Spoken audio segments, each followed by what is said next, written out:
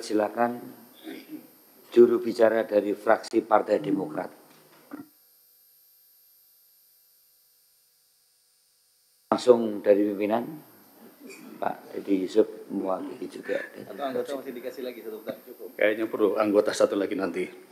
Terima kasih pimpinan, Mas Nusron yang saya hormati, rekan seguru dan seilmu, Pak Wamen, Bapak Ibu semua. Saya pikir ini menjadi sebuah pencerahan bagi kita semua, karena selama ini kita hanya mengikuti di media massa. Kita mengikuti apa yang terjadi di Komisi 4 kemarin, ribut-ribut, dan tentu kami mengatakan ini akan sampai pula ke Komisi 2. Dan setelah penjelasan tadi, kita mulai melihat benang merahnya. Kalau saya perhatikan, benang merah ini berasal dari usulan desa. Dan saat ini kepala desa itu sudah dipanggil kejaksaan, kalau saya tidak salah ya, terutama yang Kohot. Agak unik ini, karena desa Kohot ini hampir mayoritas 263 bidang, 390 hektar ada di situ. Di desa lain malah tidak ada, hanya ada mungkin satu desa yang 3 bidang gitu ya. Nah, pertanyaan saya yang terbesar adalah kenapa desa Kohot? Kenapa harus di situ yang paling banyak? Padahal kalau kita lihat perluasan PSN tadi malah tidak ada sama sekali. Lalu kenapa pemerintah daerah, terutama dalam hal ini adalah Kabupaten Tangerang, dengan mudah membuat RT RW ataupun tata ruangnya tanpa melakukan pemantauan secara khusus?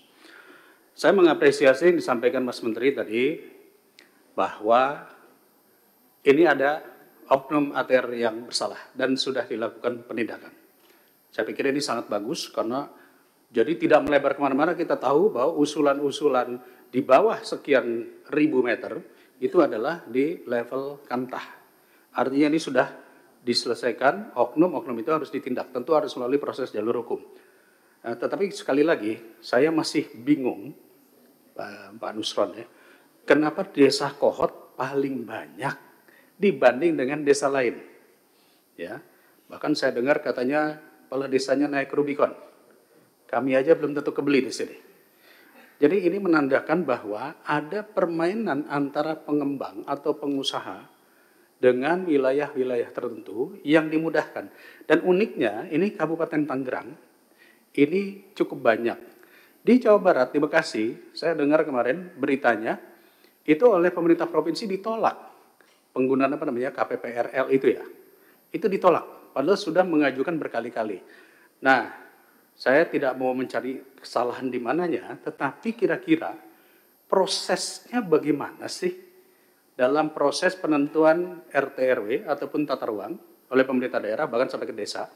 Dan kemudian apakah rekomendasi GIRIK itu hanya cukup dari kepala desa saja?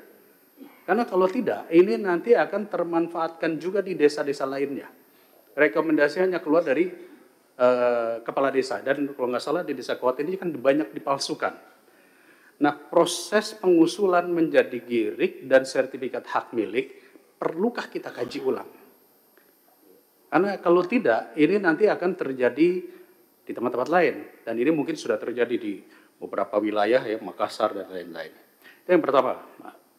Yang kedua, saya pikir saya harus mengapresiasi rencana besar kerjasama dengan Kementerian Transmigrasi. Betul, Kementerian Transmigrasi ini membutuhkan lahan yang banyak.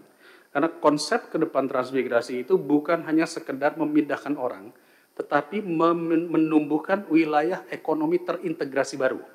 Dan itu pasti membutuhkan lahan. Jadi jangan hanya memindahkan ke satu titik, setelah 2 tahun selesai, malah setelah jadi HGU apa HGB itu dijual kepada perkebunan. Kita harus jelas ketika memindahkan atau mengembangkan daerah strategis ekonomi yang baru, itu bidangnya apa? Apakah perkebunan, apakah sentra budidaya atau yang lain, itu harus terintegrasi. Jadi saya pikir saya harus memberikan apresiasi kepada Mas Menteri, dan ini perlu ditambahkan kembali. 30% untuk HGU yang perpanjangan saya sangat setuju sekali, sepakat sekali, dan plasma harus dihidupkan. Dan yang terakhir mungkin saya harus menyampaikan, Mas Nusron, tadi ada kawan yang sudah menyampaikan, perlu penguatan hukum, penegakan hukum. Kalau kita perhatikan di sini dari kedirjenan, memang belum ada Dirjen Gakum, ya, atau Deputi Penindakan. Dulu ketika saya di Komisi 9, saya pernah mengusulkan agar Badan POM itu punya Deputi Penindakan. Kenapa? Begini, hampir 40% permasalahan perdata di Mahkamah Agung itu adalah kasus sengketa tanah. Dan kadang-kadang berproses panjang sekali. Saya coba mereview, perlukah ada pengadilan agraria? Nah, kalau ada pengadilan agraria, maka menambah beban tentunya untuk pembentukan lembaga baru. Ada usulan yang sebetulnya sederhana, yaitu adanya Deputi Penindakan di Dirjen Gakum. Sehingga proses sengketa-sengketa tanah itu lebih cepat diprosesnya. Walaupun mungkin ini akan boleh dikatakan ada bias kepentingan, karena banyak yang melakukan sengketa tanah permasalahan ini justru adalah di oknum-oknum ATR BPN. Tetapi saya pikir kalau ini bisa diawasi oleh Ombudsman, diawasi oleh KPK dan lain-lain, ini saya pikir ini akan menjadi kuat sekali. Jadi ini harapan saya, Mas Nusron, bahwa permasalahan ini benar-benar kita kawal jangan sampai terulang lagi. Dan apa yang sudah dilakukan saat ini adalah HGB itu dicabut, tolong diperiksa lagi, masih ada lagi nggak di tempat lain. Mungkin di belahan wilayah yang mana. Dan menurut saya ini menjadi isu yang penting karena salah satu penggunaan sertifikat HGB itu adalah untuk minjem uang ke bank. Dan kita tahu banyak yang memiliki HGB ribuan hektar yang mungkin tadi belum tentu dikerjakan, hanya ditaruh di perbankan.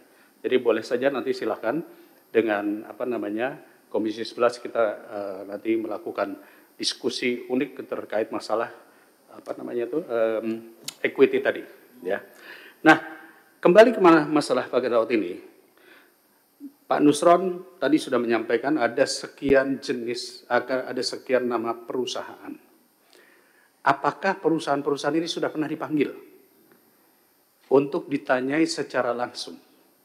Apakah itu kewenangan Kementerian ATR atau itu kewenangan penegakan hukum? Jadi saya mohon agar kita tidak simpang siur, nanti dipersalahkan ini, dipersalahkan ini. Kita langsung fokus. Yang mengusulkan perusahaan-perusahaan itu, apakah sudah pernah dipanggil oleh ATR BPN, dan kemudian apa yang akan dilakukan kepada perusahaan-perusahaan yang mengusulkan. Mungkin itu dari saya. Terima kasih. Saya kembalikan kepada Ketua. Assalamualaikum warahmatullahi wabarakatuh.